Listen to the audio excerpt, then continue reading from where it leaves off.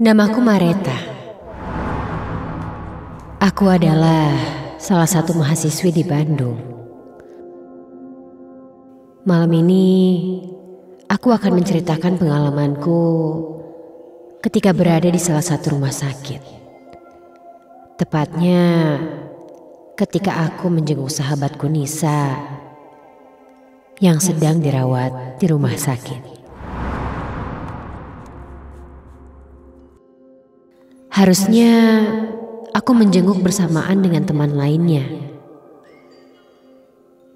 Namun, karena ada urusan lain, jadinya hanya aku sendirian yang tersisa untuk menjenguk Nisa malam itu.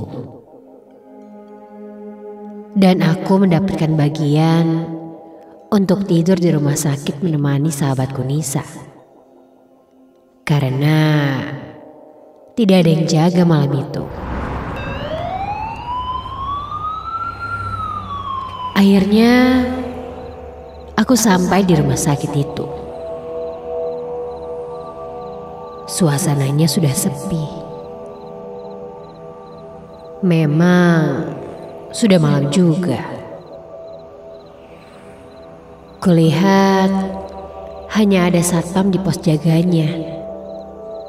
Dan ada warung di dekat rumah sakit itu, tepat di sebelah gerbang rumah sakit. Begitu aku memarkirkan kendaraanku, aku langsung bergegas menuju bangsal tempat temanku dirawat.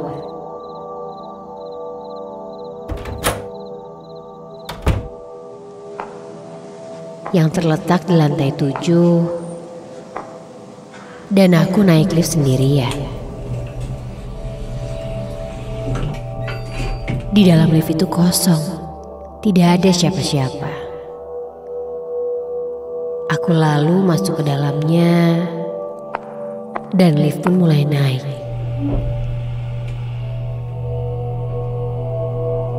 Aku hanya diam saja selagi lift itu melaju mengantarku ke lantai 7. Sesekali aku membuka handphone untuk melihat notifikasi. Lalu aku mengabari teman-temanku yang lain bahwa aku sudah berada di rumah sakit untuk menemani Nisa. Namun, temanku malah menakutiku. Katanya, awas ada hantu.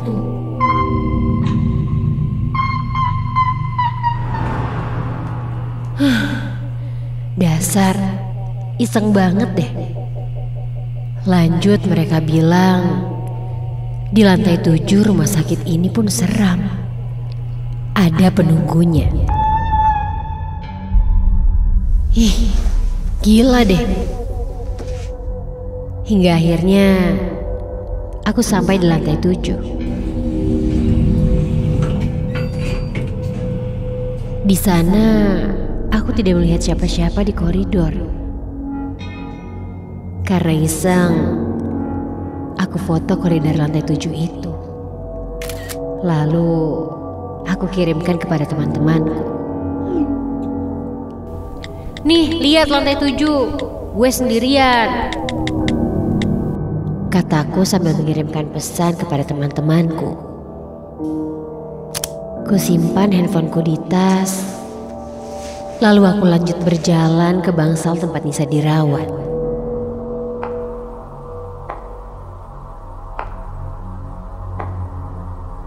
Suasananya sangat sepi. Entah kenapa, aku pun mulai merinding. Benar-benar tidak ada siapa-siapa di lantai 7 itu. Bahkan, dokter yang jaga pun tidak terlihat. Segera aku masuk ke dalam kamar bangsal. Aku lihat Nisa tertidur pulas. Perlahan-lahan aku menghampiri dan mulai duduk di dekatnya.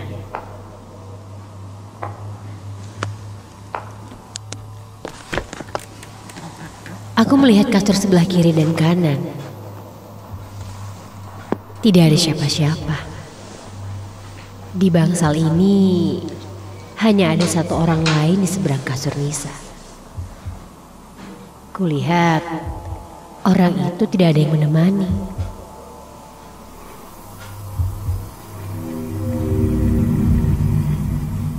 Waktu pun berlalu. Tidak terasa, sudah setengah jam aku menemani Nisa yang sedang tertidur. Aku yang sibuk main handphone pun mulai merasa bosan. Aku mulai merenggangkan badanku. Capeknya, ngantuk pula.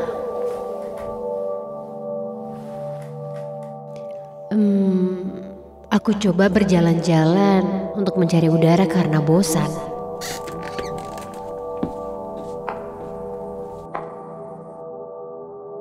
Aku langsung keluar dari pintu bangsal. Niatnya untuk membeli cemilan di bawah.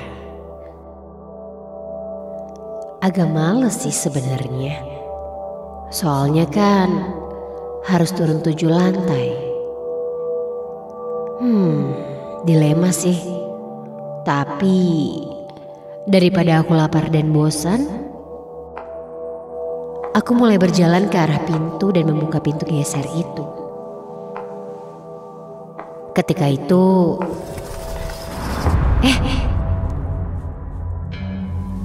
selintas aku melihat bayangan hitam. Aku biasa saja sih. Mungkin mataku yang mulai lelah. Aku menutup pintunya lagi dan mulai berjalan. Bulu kuduku mulai berdiri ketika aku melihat seseorang memakai pakaian berwarna putih dan itu ternyata itu dokter.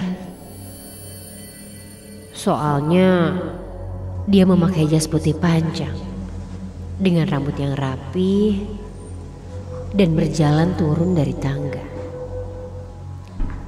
Aku sempat bertanya pada dokter itu, menanyakan kondisi Nisa. Namun dokter itu tidak menjawab pertanyaanku dan seakan tidak mendengarku. Sombong banget tuh dokter. Aku pun lanjut tidak memperdulikannya dan langsung berjalan ke arah lift.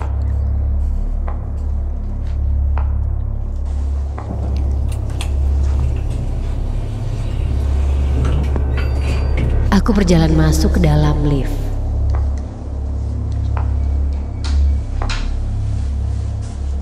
Kulihat di dalam lift ini tidak ada siapa-siapa.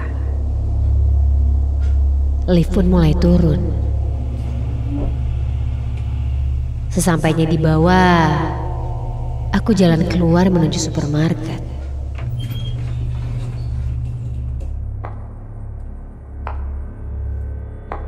Namun, ternyata di luar hujan.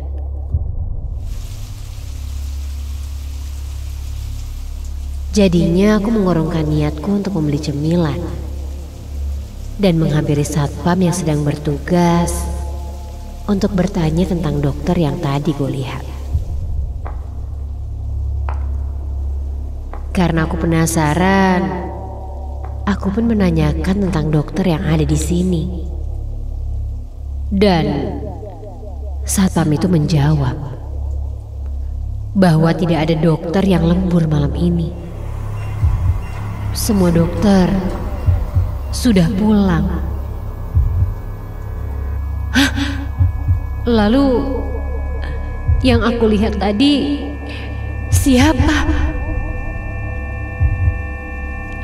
Sontak aku panik dan bergegas pamit kepada satpam itu. Dan aku kembali menuju ke ruangan Nisa. Aku berlari menuju lift.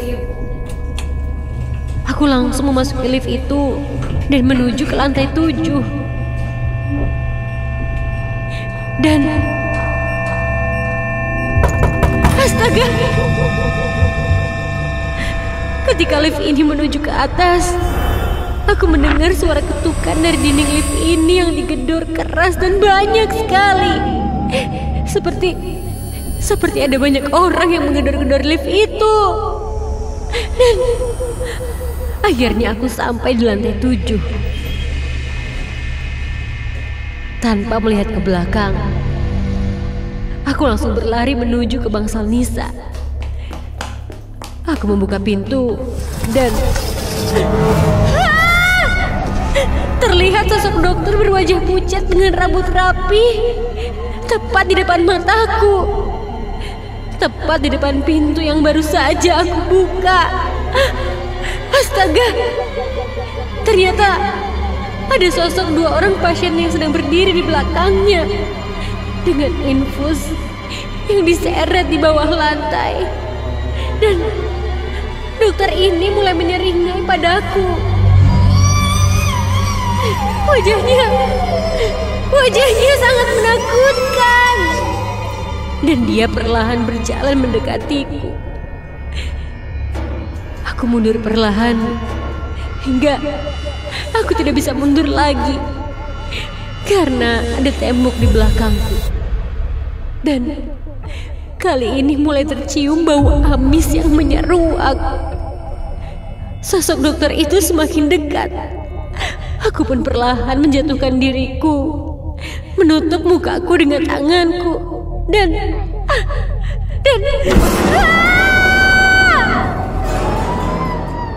banyak sekali tangan yang menyentuhku. Seperti ada puluhan tangan yang menyentuhku dan menggoyang-goyangkan tubuhku. Aku berteriak sekencang-kencangnya dan coba meronta.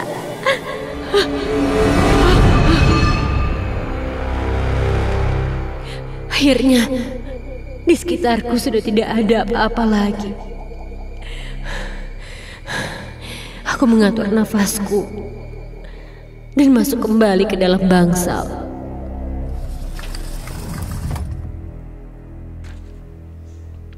Aku berjalan lemas dan duduk di sebelah Nisa yang masih tertidur pulas. Aku coba menenangkan diri di samping Nisa yang masih tertidur. Aku mengecek tanggal dan ternyata hari ini adalah malam Jumat.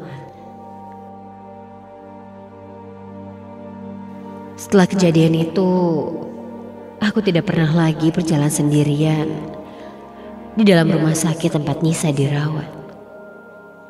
Dan konon katanya itu adalah sosok jin yang suka menyerupai dokter di rumah sakit ini.